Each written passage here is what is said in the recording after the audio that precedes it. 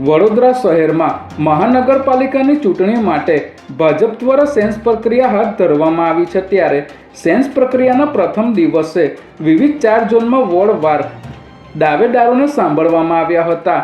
વડોદરા શહેરમાં સેન્સ પ્રક્રિયાના પ્રથમ દિવસે ઉમેદવારોએ કતાર લગાવી હતી।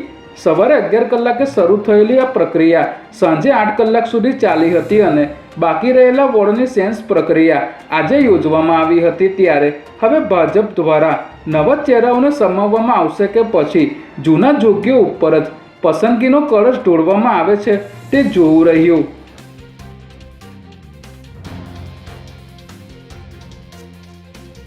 રાજસ્થાનથી રિક્ષામાં સીએનજી કિટની જગ્યાએ દારૂ લઈને આવેલા શખ્સને અમદાવાદ ક્રાઇમ બ્રાન્ચે ઝડપી પાડ્યો છે।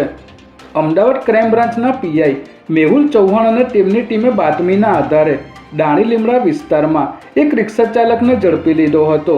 જે બાદ તપાસ કરતા સીએનજી કિટ મૂકવાની જગ્યાએથી દારૂની બોટલો મળી આવી હતી।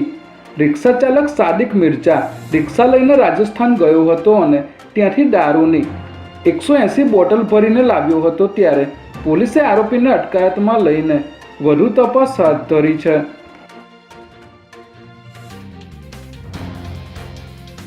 ગાંધીનગર ચિલોડા પોલીસની ટીમે દિલ્હી અમદાવાદ લક્ઝરી બસમાંથી પિસ્તોલ અને 9 કારતૂસ સાથે યુપીના શખ્સને ઝડપી લીધો હતો।